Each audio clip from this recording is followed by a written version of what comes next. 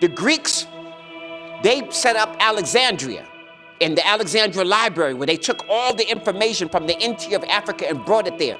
And so people could still read the Medu Neter, the Bible, the Torah, the Jewish books. All of them were created during this time period when the Greeks were ruling. You have to understand. So that the whole Exodus, all that was written supposedly almost 2,000 years after it happened. Okay? And their real persecutors were in Canaan. It wasn't even in Egypt. They were persecuted and driven out of Canaan, not Kemet. In fact, during Tahaka's time, Tahaka went to Israel and saved the black Jews. The Persians was going to exterminate their seed off the planet. And the Cushite army came there, defeated the Persians, kicked them out, and saved the Hebrews' existence. So we shouldn't be battling with Hebrew Israelites.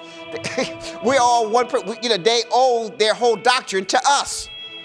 And we say dua to y'all. Y'all want to be Hebrews, fine. But you shouldn't be at war with the people who are from Kemet.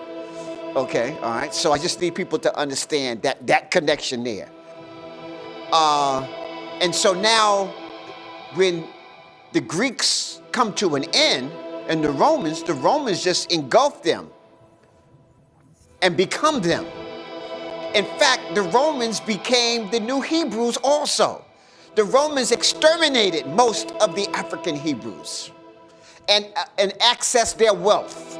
And the Romans will now close the temples permanently in ancient Kemet and make Medu Neter outlawed.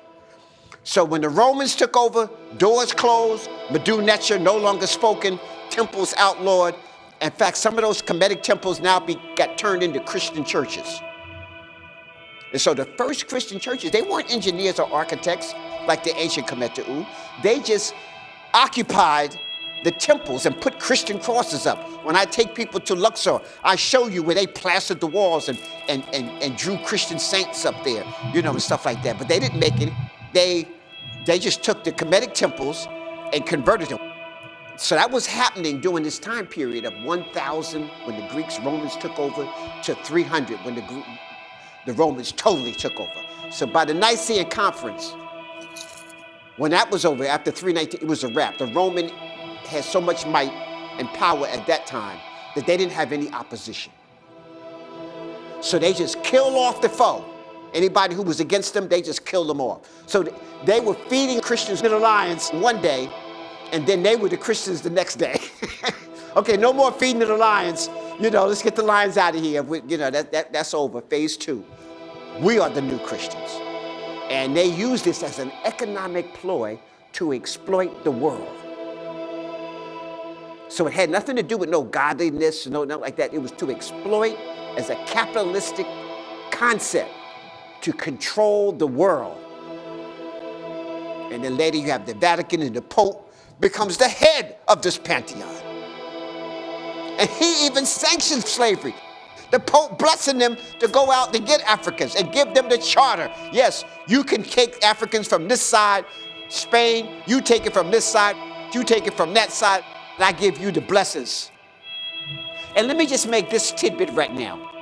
The Europeans even learned who the Greek philosophers were from the Moors. When they ruled Spain and all of Southern Europe there, they set up the first universities and college. Europeans came there and studied, and that's when they found out. So the Moors told them about the Greek philosophers and stuff like that. So that's where they even got them names from. Europe went through their dark ages. The dark ages is when they got severed from the Eastern world. So they didn't even know nothing about these people. And let me say this, the Greeks and the Romans didn't want anything to do with the Picts, the Germanic tribes, the Anglos, the Saxons. They looked at them, they said they were so backwards that they didn't even make good slaves.